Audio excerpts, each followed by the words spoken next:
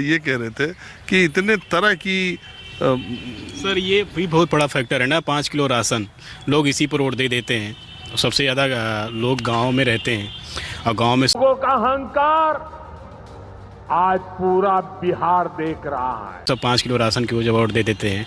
और ये जो सरकार है ना, नेशनलिज्म पर चलती है, हिंदू राष्ट्र। इसके पहले भी राष्ट्र हिंदू ही था और हिंदू खतरे में नहीं था, लेकिन अब खतरे में हो गया हिंदू जब से ये सरकार आई है। 5 देश फ्रेजाइल 5 की अवस्था से गुजर रहा था।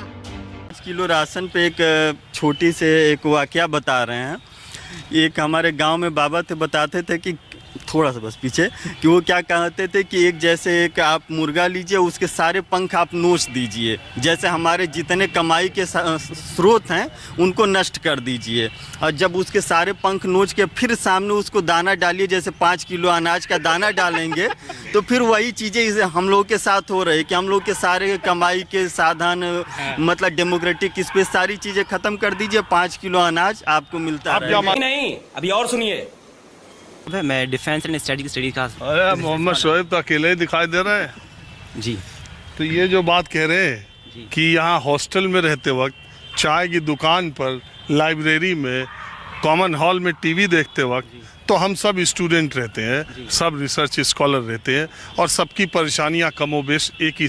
बात से सहमत होंगे कि सेक्रेटरी जनरल एंटोनियो गुटेरेस मेरी इस बात एक डिफेंस स्टडीज में तो सारे सब्जेक्ट के रिसर्च स्टूडेंट्स की और सबकी परेशानियां कमोबेश एक सी है।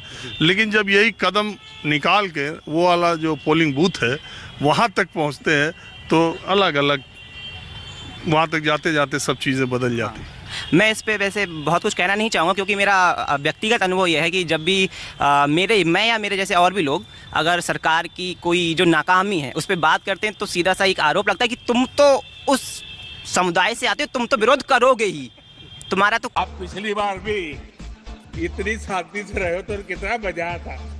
काम ही है विरोध करना। लेकिन जैसे आप अभी कह रहे थे कि ये सरकार जो सबका साथ सबका विकास के काम कर रही है, तो खैर मैं रिसर्च स्कॉलर हूँ और मैं तो JRF क्वालिफाइड हूँ, लेकिन बहुत सारे माइनॉरिटी के जो बच्चे हैं जो JRF क्वालिफाइड नहीं हो पाते हैं, उनको मौलाना आज़ाद फेलोशिप होती थी हायर एजुकेशन के लिए, उसको बंद कर दिए। तो ये कैसे सबका साथ सबका विकास, ये तो नहीं है। तो इसका एक एग्जाम्पल मैं दे रहा हूँ कि ये सरकार हायर एजुकेशन में सबका साथ सबका विकास पे काम नहीं कर रही है। मेरे दिल में बहुत दर्द है। दूसरा, अगर हम बात करें, मैं विद्यार्थी हूँ तो मेरी सबसे बड़ी समस्या है बेरोजगारी।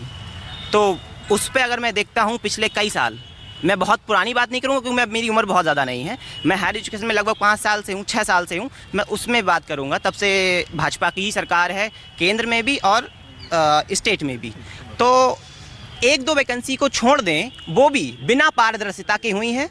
1-2 वैकेंसी हुई है, वो भी बिना पारदर्शिता की हुई है। मैं बस ये ज्यादा से ज्यादा ये मेरा क्या कर लेंगे भाई, मैंने बताइए क्या कर लेंगे। यही कहना चाहूँगा कि कोई भी वैकेंसी हो वो निरंतर हो, जवाबदेही के साथ हो, पारदर्शिता के साथ हो और लगातार होती रहे। क्या नाम बताया आप? मेरा मोहम्मद शोएब। और एक बात और कहना चाहूँगा, मैं मोहम्मद शोएब।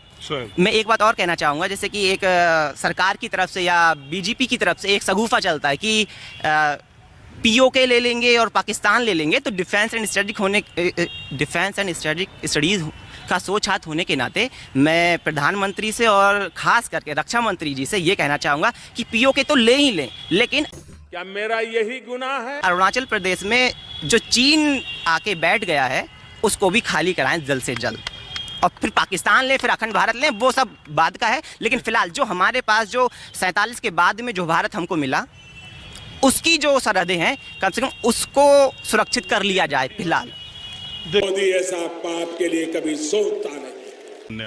सर, वर्तमान सरकार जो है ये चाहती नहीं कि लड़के और रोजगार मांगें, उनको इस कदर चीज़ों में फंसा दिया जाए, इतना टाइम दे करके हर एग्ज़ाम को इस कदर कराते हैं कि लोगों को विश्वास ही उठ गया कि एग्ज़ाम होना भी चाहिए।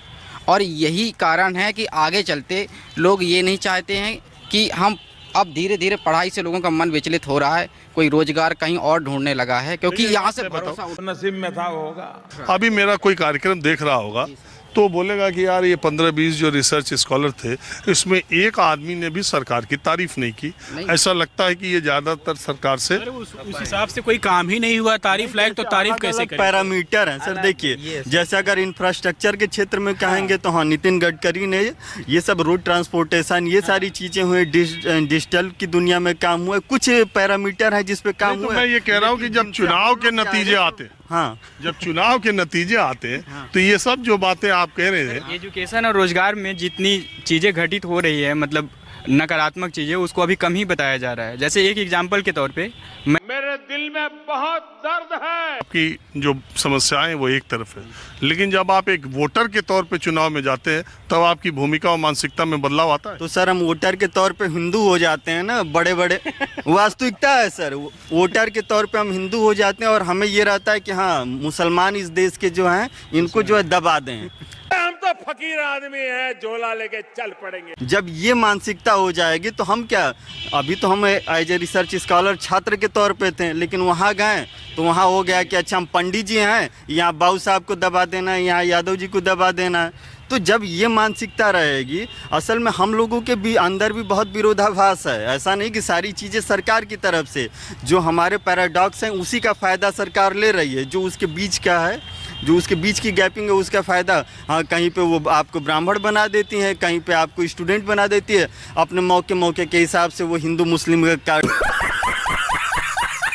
आपका क्या विचार है ये रोजगार और शिक्षा को लेकर? रोजगार पर सरकार का फोकस ही नहीं है सर, शिक्षा पर कोई फोकस ही नहीं है। वो तो जो अपना काम कर रही है, प्रचार कर रही है, मीडिया में पैसा खर्च कर रही है, सब कर रही है, लेकिन रोजगार के प्रति कुछ काम ही नहीं कर। विकास नहीं हो रहा देश का? कहाँ हो रहा है बता दीजिए ना। इंफ्रास्ट्रक्चर विकास होना चाहिए सर एजुकेशन पे, वो रीढ़ है इंसान की, आगे बढ़ने की वो रीढ़ है। तो सबसे पहले मेरा आप लोग को नमस्कार। आप लोग हमारे वीडियो देख रहे हैं, इसके लिए बहुत बहुत धन्यवाद है। तो सरकार को जिस मुद्दे पे काम करना चाहिए उस मुद्दे पे बिल्कुल भी काम तो नहीं कर रही है। ये देखने को इन लोगों को मिल रहा है, युवाओं को। युवाओं किस प्रकार से बताएं कि सरकार क्यों जो है बार बार जीत के आ जा रही है, किस मुद्दे पे जीत रही है। तो इन लोगों ने बता दिया कि 5 किलो जो राशन दे रहे हैं वो, इनका कहना ये है कि दोनों हाथ काट कर और राशन पे ये लोग जिंदा रख रहे हैं जनता को, क्योंकि जो है नौकरियों का स्रोत जो है ख़त्म कर रहे हैं। सब कुछ जब प्राइवेट कर देंगे तो नौकरी तो कोई मांगेगा नहीं, और उनको अगर 5 किलो राशन दिया जाएगा तो वो खुश रहेंगे। ऐसी सरकार अगर काम कर रही है इस पर, तो इन युवाओं ने किस प्रकार से बताया आप लोग वीडियो में देख ही चुके हैं।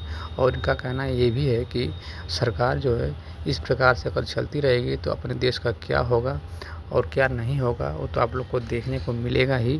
तो कुछ जो युवाओं ने बता दिया है कि सरकार को, कि सरकार जो है हमारे जो खिलाफ़ कितना काम कर रही है, जो है युवाओं के खिलाफ़ नौकरियां तो बिल्कुल भी ख़त्म कर रही है, क्योंकि वैकेंसियाँ बिल्कुल भी निकल ही नहीं रही है। तो युवा कहाँ जाएंगे। तो आप लोग को ये वीडियो हमारी कैसी लगी आप लोग मुझे ज़रूर बताएं कमेंट करके।